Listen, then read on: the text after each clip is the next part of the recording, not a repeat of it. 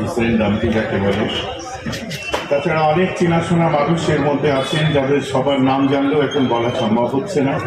সকলকে আমার অন্তঃস্থল থেকে জানাই আন্তরিক শুভেচ্ছা, মোবারকবাদ, আমার সালাম। রমজান ভ্রমণ থেকে সবাইকে মোবারক জানাচ্ছি। আমাদের এই অঞ্চল সমৃদ্ধির অঞ্চল।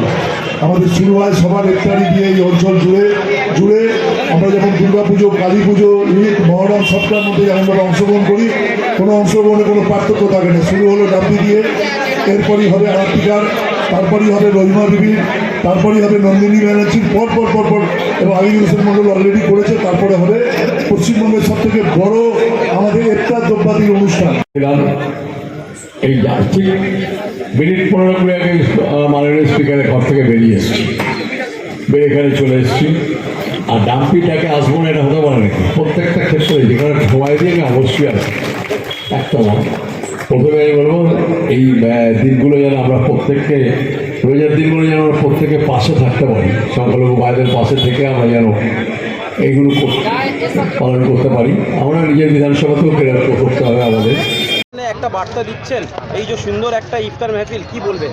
এটা আমরা বার্তা কিছু দেবার নাই। আমরা প্রত্যেকবারে পবিত্র রমজান মাসে ইফতারের আয়োজন করি, জাতি ধর্মে নির্বিশেষে সকলে উদ্দেশ্যে সেটা ইফতার আমরা করি। এখানে কোনো মেসেজ না, নতুনভাবে কোনো মেসেজ না, কারণ এই বাংলায় প্রথম থেকে একে অপরের পাশে থেকে আমরা বড় হয়েছি, একে ধর্ম অপর ধর্মের পাশে থেকে সহিষ্ণুতা ভালোবাসা দেখেছি।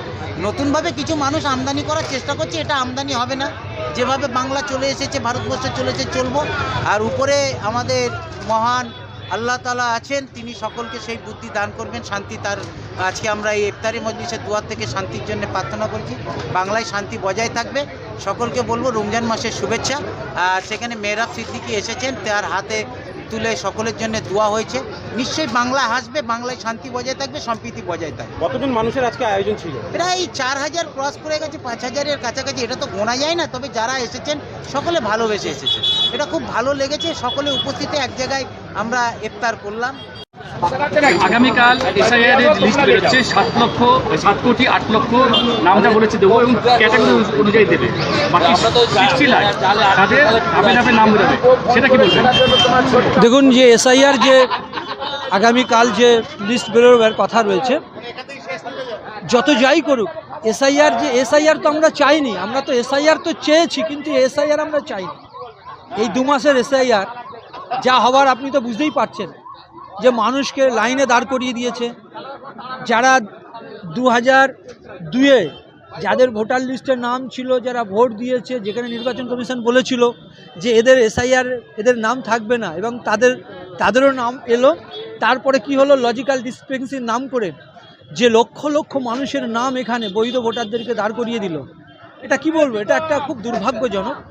ইফতার এবং হিন্দু মুসলিম, শুধু জানি আমরা যারা রোজাদার তাদের জন্য ইফতার হয়, কিন্তু এখানে আজকে হিন্দু মুসলিম ঐক্যবদ্ধ সম্প্রীতির ইফতার এবং সামাজিক অনেক কাজ করা হয়েছে, কি বলবেন?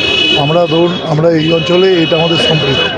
আমরা দুর্গা পুজো, কালী পুজো, ঈদ, মহরম এবং আমরা বুগলি, এটা আমরা এমনভাবেই পালন করি যে এই অঞ্চলটা নিয়ে আমরা গর্ববোধ করতে পারি। সারা পশ্চিমবঙ্গে ওনাদের যে আদর্শের কথা বলেন, সে আদর্শটা আমরা বাস্তবে রূপদান করি। ডাম্পি মণ্ডল চিরকালই এই কাজটা করে এসছে এবং এবছর ইফতারটা দেখেছেন সবাইকে রেখে ব্যাপারটাকে করা হয়েছে।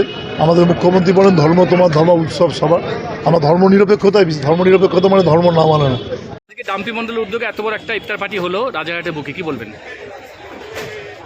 দেখুন, যে ইফতারের মেহফিল যেটা, যার কথা বললেন যে আমাদের শাহানওয়াজ আলী ডাম্পি, ও আমাদের টাউন তৃণমূল কংগ্রেসের বর্তমান প্রেসিডেন্ট এবং বড় চেয়ারম্যান। তো ডাম্পি মণ্ডল মানুষের হৃদয়ে জুড়ে তার কাজের মধ্যে দিয়ে মানুষের মনকে জয় করেছে। দাদা, আজকে ডাম্পি মন্ডল উদ্যোগে একটা ইফতার পার্টি হলো, কি বলবেন? বলবো, এটা দেখুন আমাদের রাজারহাট নিউটাউন বিধানসভায় এই যে এখানে লেখা রয়েছে দাওয়াতে ইফতার। এই যে ইফতার যে আজকে 9ই রমজান হলো, এটা কিন্তু রাজারহাট নিউটাউন বিধানসভার মধ্যে সেরা। 2,500 থেকে 3,000 মানুষ এখানে ডাম্পি মণ্ডলের নেতৃত্বে ইফতার করে গেছে। ছাড়াও আমার আসা যাওয়া আছে, ও রাত্রে চলে যায়। এটা সম্পর্ক, অনেক দিনের সম্পর্ক।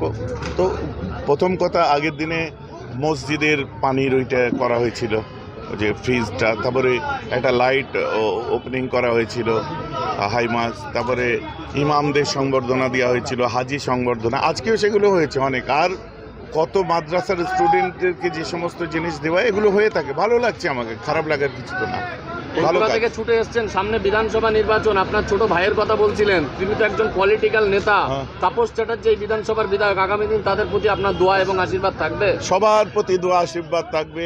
আমার বাড়িতে এমএলএ আছে, আমার বাড়িতে দলের একজন বর্তমান দল যে দল বিলং করছে ওর একজন রাজ্যের সাধারণ সম্পাদক আছে, আমার বাড়িতে কি বলবো গা ঘষাঘষি আছে, এদিক ওদিক আছে সব, কিন্তু মুজাদ্দিদুজ্জামান আবু বকর সিদ্দিকীকে আজকে নবম রোজা এবং আমাদের মঞ্চে তাপস চ্যাটার্জি, প্রবীর কৃষ্ণ চক্রবর্তী, আফতাব, সমস্ত কাউন্সিলররা আছেন এবং আমাদের এই উদ্যোগ যিনি নিয়েছেন ডাম্পি মণ্ডল, আমি তাকে ধন্যবাদ জানাই যে আমরা সারাদিন সংযমের পর আমরা এই ইফতারের মধ্য দিয়ে আমাদের রোজা ভঙ্গ করি।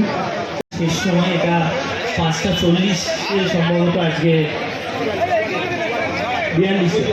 যাই হোক, আমি এরপরে দোয়া হবে এবং দোয়ার মধ্যে দিয়ে আপনাদের আজকের দিন এই পবিত্র রোজা রেখে আপনারা যারা আজকে এখানে উপস্থিত হয়েছেন শাহনাজ আলী মণ্ডলের ডাকে এবং তাপস চট্টোপাধ্যায়ের ডাকে বিশিষ্ট জনেরা ইতিমধ্যেই সকলে এখানে উপস্থিত হয়েছেন। বাংলার কালচার, কৃষ্টি সংস্কৃতি হচ্ছে সকলকে মানে হিন্দু, মুসলিম, শিখ সব সম্প্রদায়ের মানুষকে নিয়ে বাংলার সম্প্রদায়, তো তার ব্যতিক্রম কোনোদিন হয়নি আর কোনোদিন হবে না।